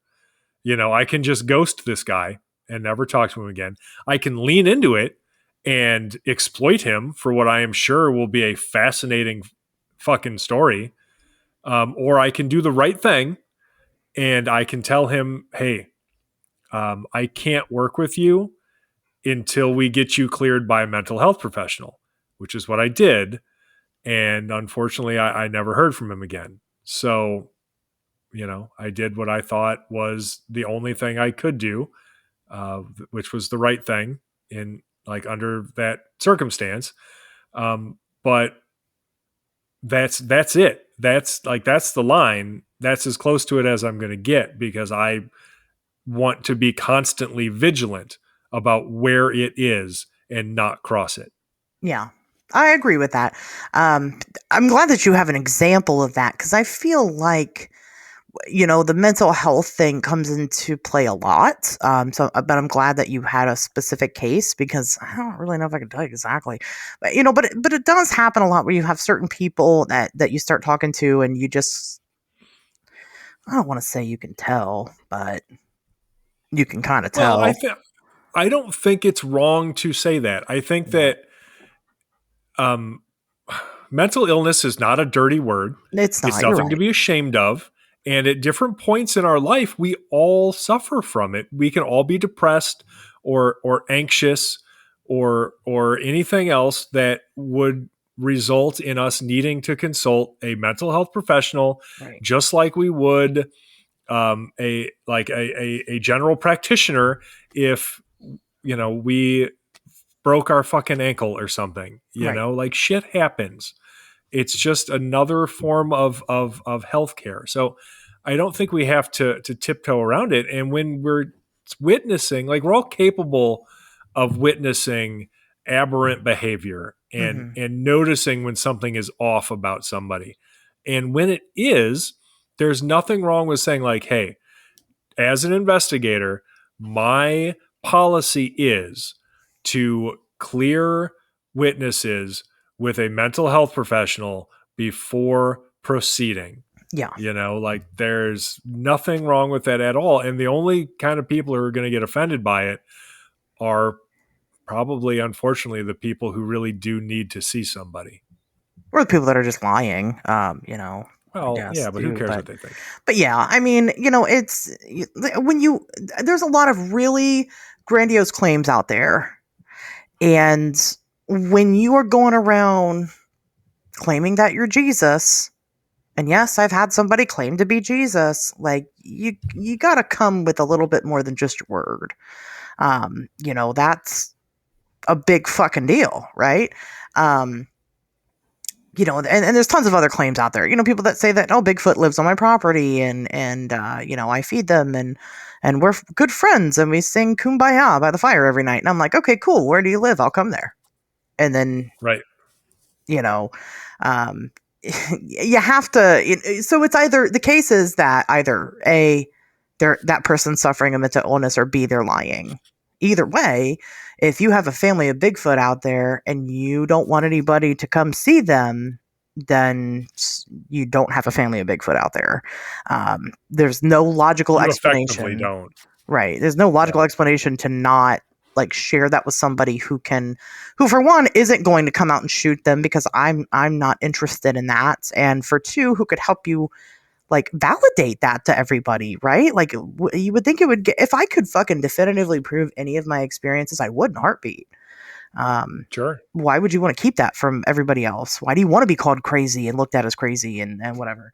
But yeah, no, I agree with that. So, I mean, there is tons of that. You kind of have to pick your battles. Some start off as really interesting stories, and then it just kind of gets deeper and deeper and deeper, and you're like, and and that's coming from the person who is desperately trying to meet Indrid Cold, right? I mean, clearly there's got to be some suspension of belief there in a story that's so big that should be easy to prove, but hasn't been yet. But I do think there's a mix of mental health in there. And I tell you, I felt like I did toe that line a little bit when I decided to write the book about it. Because now I have to get a little personal with somebody that I considered a friend and considered me a friend, and kind of put out what I thought was going on in a more professional way than, just, I believe her because she's my friend, because it doesn't work that way. It didn't work that way, unfortunately. Right. And here we are. So, I mean, have definitely walked alongside it, but have never crossed it, just because before all this, I always respected people's boundaries and privacy and things like that. So, there's that. There's tons of people that want to come on the show and they want to, share this and that. And we've had some people on the show sharing their experiences, but I never just blindly have somebody on the show, Right. Unless it's somebody I already know. I mean, I guess even then it's not blindly, right? I trust their opinion, but as far as a witness goes, I would never just pull someone on the show and be like, yeah, it's fine. We would vet them first. Of course. So it's a good question though. It is. I like that one. I like all of them, though. You're all my favorite. All of them. All of you are Tobias's friend. That's right. We're all friends now. No takebacks. This one's fitting for the show. Fuck, Marry, Kill, Monster Edition from listener Luna. Ooh. Oh, this is a good one. Oh, no, I got this. I got one for this. Okay, you're ready. Fuck, Marry, Kill, huh? Okay. Let's see. So fuck. This is monsters, so that casts a wide net. Right. I'm going to go with, I'm going to say Lady in White. Right? Think about it. She's looking for her kids. Human-ish. Right. She's looking for her kids. Yeah. So, she's DTF, right? Because her kids aren't around. Right. Well, she has some in the first place, True. Yeah, obviously. She's had sex at least that many times. Yeah, and they're not there. They're at grandma's or somewhere. Right. And they're not around. Yeah, exactly. So you got her to yourself, this is going to get dark so fast. But she's just the right amount of emotionally vulnerable. It's perfect. Bias. All right. Look, it's a joke question. Don't come at me, everybody. It deserves a joke answer. You're fine. Exactly. Right. You got to marry Bigfoot. Got to. Here's really? why. Yes, you get to live in the middle of nowhere, and Bigfoot will take care of you. I mean, think about it. Think about the people who have claimed to have been kept captive in Bigfoot's cave. True. They get taken care of. Bigfoot will wait on you, hand and foot. It's worth it just to be able to live in the mountains somewhere or something. That sounds fucking amazing. The view is probably spectacular. You don't have to deal with anybody else's bullshit because you live with a cryptid that is the best fucking hide and seek player in the world.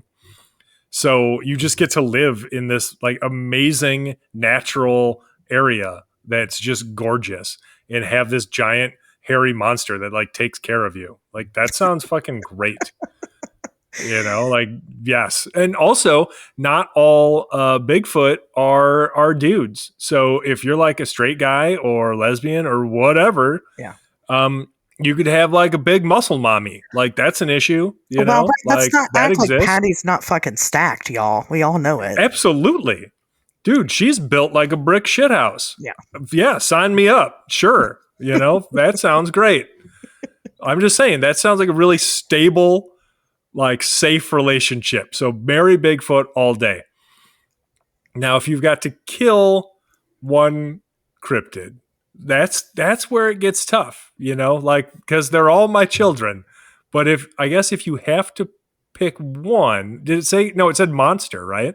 Just it said Monster Edition. Yeah.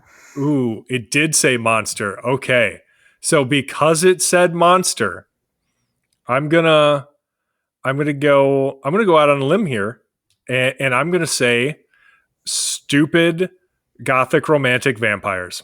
Okay, that's Kill a good 'em. pick. Fuck them. I'm so sick of that shit.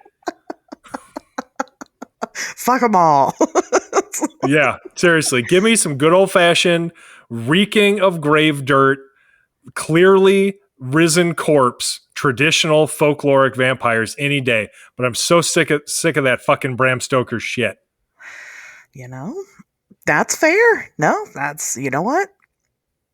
It's a monster. It fits. I'll give it to you. That's right. I did it. It's a loophole, and I fit through it. Oh man, this is a tough one. I don't know. I feel like fuck is easy, because it's the obviously the like the dog man or the werewolf. Come on, listen. If you are a woman and you're listening to the show, don't you fucking tell me that you wouldn't pick werewolf either, because you would. I know you better than that, female listener. I'm sorry, women listeners. It's always werewolf.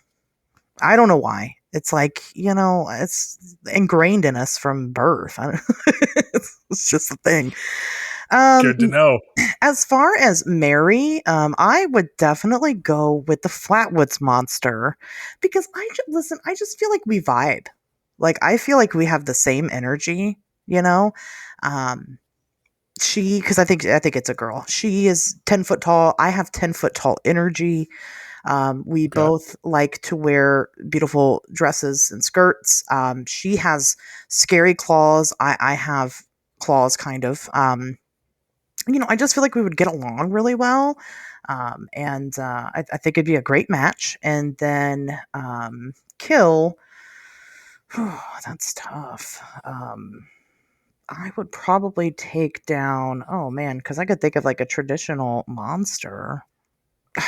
That's hard.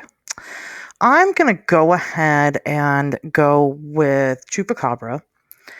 Classic reptilian style Chupacabra, because it looks so fucking sweet, and it would be so cool to have it stuffed, and you'd like present it in your front yard. So then nobody else is going to fuck with you, right? You got a stuffed Chupacabra outside that you killed. I think that would be really awesome. But I'm going to add a bonus in here. I'm going to add adopt. Me and the Flatwoods monster, Braxy, we would adopt a school of fur-bearing trout, because it's one of my favorites. Oh. Well, if we get to adopt, I want some goblins. Okay, you can adopt. You and Bigfoot can adopt some goblins. Right. We'll get together. We'll have play dates with my fur-bearing trout. And you're sure. I mean, they're little rascals, but they have a sweet spirit. Like, they're fun. Well, we could put them to work and have them shave the trouts every once, like sheep, right? So that way we can like make some fur-bearing trout wool, and we'll sell it. Bigfoot and I would have to make all of our own clothes. So you would, yeah, definitely. Well, Bigfoot doesn't have to wear any clothes. That's true. But you still, I mean, you'd be.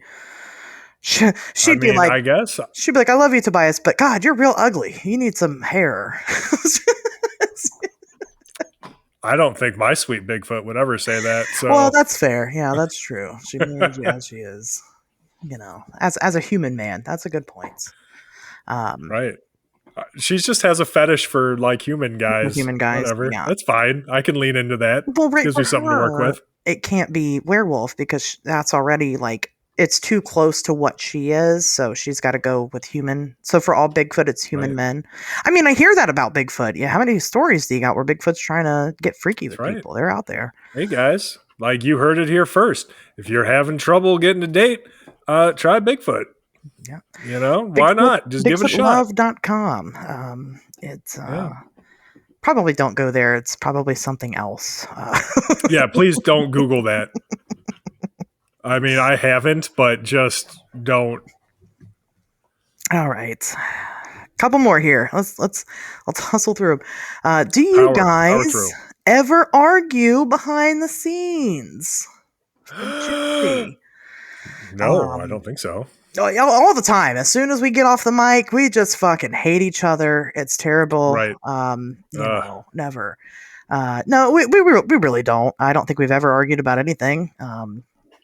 Because I think we're both Literally mature adults, and if we disagree about something, we can just talk it out or respect the differences, which doesn't really happen that often anyway. Literally the closest we get is Nate is a Green Bay Packers fan and I'm a Chicago Bears fan. Yep. And like, even then I'm just like, man, I don't do the rivalry stuff, like it's fine. We could just be cool, Yeah.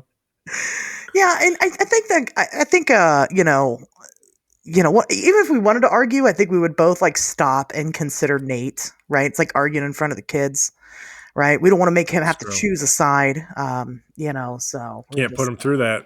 No, it'd be devastating. So, we're just like, can't do it. No, I can't think of any reason we would ever get into an argument or any time that I hated your guts or was mad or anything. We're pretty agreeable people,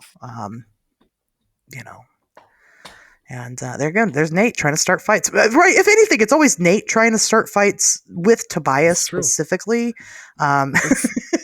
Because he can fight a bear with his bare hands. With bare hands, like I can't. You can't compete with that. There's nothing I can do. Right. I can't stand up to that. You just have to shake your head and nod, and you're like, "Yep, I agree." That's true.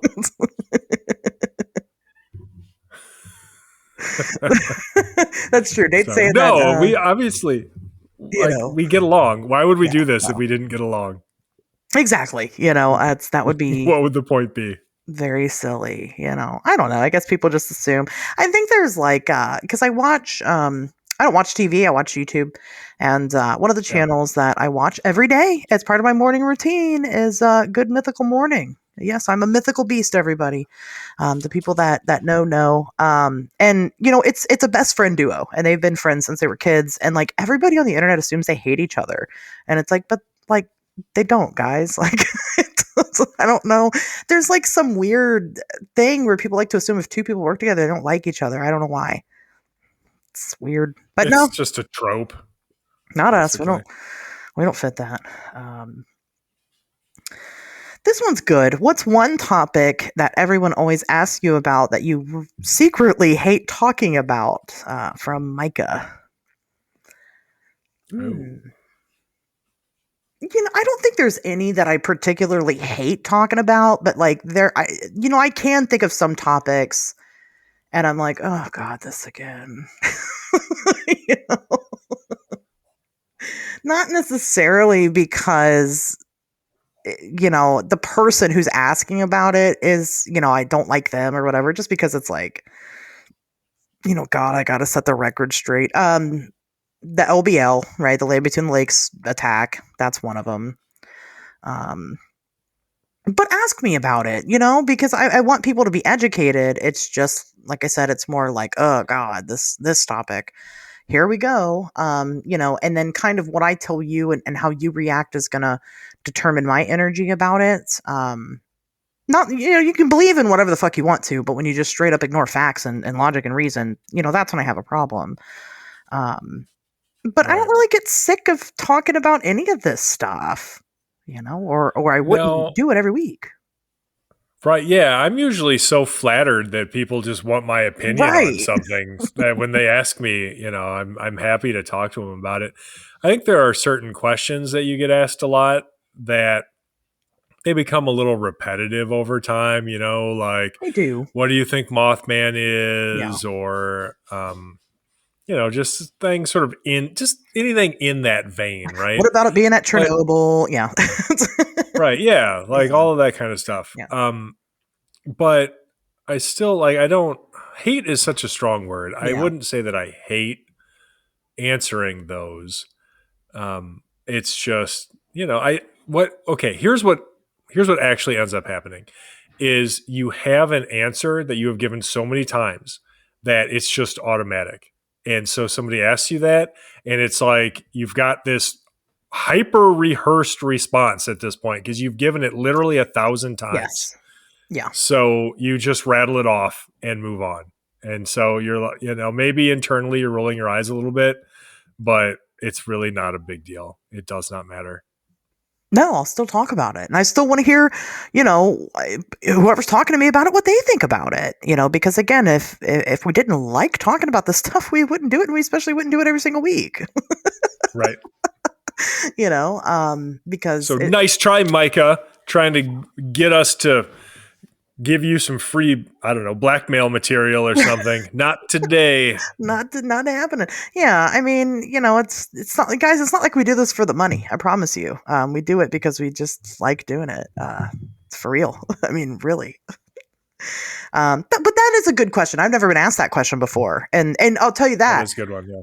When I'm asked a question that's out of the general vein of the same questions over and over again, I always take notice. I always take note. I'm like, I've never been asked that before. Nice question. Nice question, Micah. And this will be our last question of the night. Let's do it from Nico Man said, have you ever experienced any Mandela effects? Ooh. That's a good one. I have too. We haven't talked about this topic really at all yet, and I'd like to cover it eventually in the show. It's fun, But sure. Guys, go ahead. What's yours? Oh, well, I grew up with the Berenstain Bears. I was sure, and I had a bunch of books and everything. And then when it came out that it was supposed to be the Berenstain Bears, like that blew my mind. Maybe I misremembered it, but I definitely was one of those people who was sure it was the Berenstain Bears. So that's my Mandela effect moment. And that's a big one. And I kind of want to survey that one a little bit because I do remember it being the Berenstain Bears. Specifically because I remember being in elementary school and looking at the book and thinking that it was odd that it says Berenstain because everybody always said Berenstein. And I was like, huh. It was like the first time I ever made an observation in my entire life. So it stuck with me. But I wonder how many Berenstein versus Berenstain rememberers are 80s babies and how many are 90s babies, because I feel like there's a difference there. I don't know. Could be. It's worth looking into. Mine is actually, a Fruit of the Loom cornucopia. That's what I remember. The Fruit of the Loom label having a fucking cornucopia on it. Like, yep. No, I remember that one too. Like, no, that definitely existed. Shut the fuck up. Somebody's lying. Okay. Clearly it's a government conspiracy and they have erased all traces of the cornucopia. But my other really weird one actually is John Keel. It's the spelling of Keel's last name because let me tell you, that first, year and a half, I was hitting it hard on some John Keel. When I got it because of Mothman. Of course, that's where you go. And to me, it was spelled Keele. And I remember, putting it in my phone and it coming up with the E at the end because the autocorrect always wanted to correct it without the E. But then like on Google, it had the E. On the books, it had the E. And then one time it was on John Keel's birthday and I was going to make a happy birthday John Keel post. And when I Googled John Keel, it corrected me. And there was no E all of a sudden. And I was like, what the fuck? And I went and checked all my books and everything. And there's no E on the last name. True story. John Keel with an E. Wow. That's a good one. That really is. And that's fucking bonkers. It blew my mind. I haven't talked about it on the show because I can't tell you what episode. I don't know, guys. Go listen to that first year or two. It's somewhere in there. Because I was just like, I knew this name, damn it. That's all I had researched that whole year. I don't know, but that's fine. Yeah, I'd love to talk about Mandela effects sometimes. We could just kind of go over the basic ones and kind of the theories about why people think that happens. And I think that would be a great fun topic, a great, snowball topic, softball topic, whatever you want to call it. Yeah. So that's the end. We got to the end of our questions. That was all of them. Tobias, I have a question for you. What? What was your favorite question? Oh, God damn it. I know. Now you got to pick a winner. They're all, They're all my babies. I love them all equally. You're all That's what friends I'm with just going to keep Tobias. saying that. Yeah. Yes, we're all officially friends now. So, yeah, good luck. Yeah, That's okay. You don't have to answer that one. It is hard, right? Yeah, I don't know. I like all. I enjoyed all of them. These are fun. The one I had the most fun answering was, of course, the fuck, marry, kill for sure. Yeah, that was good. You guys had some great questions. We should do this again sometime, and I'm sure we will when we are having a hard week and we decide to do an easy topic. Right. Next time I'm busy with a conference again, which, I mean, it's conference season. I think I've got one a month through October or something, which, look, there are a lot of people I know who hit like these events way harder than me, but I'm just not that guy. I do like 5 or 6 of what I think are high quality events a year, and I'm good. I do not need to be one of those people doing like a dozen or 2 dozen events every year. That's crazy. I like being home. I like seeing my wife and our animals and my friends and my extended family, way too much to be on the road that fucking often. So there's nothing wrong with that. I like doing them. I do. I like being with the people. It is fun to just attend, but you don't make anything doing that, so if you have disposable income, I like to just go. But it doesn't happen as often as it used to anymore. It just depends. But no, yeah, I mean, definitely, there's another option. You could, guess what? You could join our Patreon. I said it before and I'll say it again. Because every month we sit down with you guys and talk to you directly, face to face or camera to camera, video to video, whatever you want to call it. We have a little monthly meetup at the last Thursday of the month. Our next one's going to be July 31st is what it is. That sounds right. I should be around for that. And I'll be there. Tobias might be there. Nate's might be there. We'll see if they're there, but I will definitely be there unless my power goes out again. So it better not. That is where we're at. So anyway, any final thoughts? I have a question for our listeners. Ooh. Actually. Yes. Because I'm always curious about this. So I don't know. You can comment on anywhere you find the episode or message us or just whatever you want to do to get, to answer this, get it out there. But what attracts you to the paranormal? Oh, yeah. That's what I want to know. That's my final thought. It's me playing the Uno reverse card and asking you a question. What attracts you to the paranormal? What got you interested in this? I think that's a great question. You guys can go answer that on the put it on the Facebook group. Go to search for On Wednesdays We Talk Weird Facebook group, and I think that's a good place to store all that. But that's a great question. Looking forward to everyone's responses. All right, guys. Well, there you go. Head on over to the Facebook group, join the Patreon. But otherwise, we'll see you guys back here next Wednesday.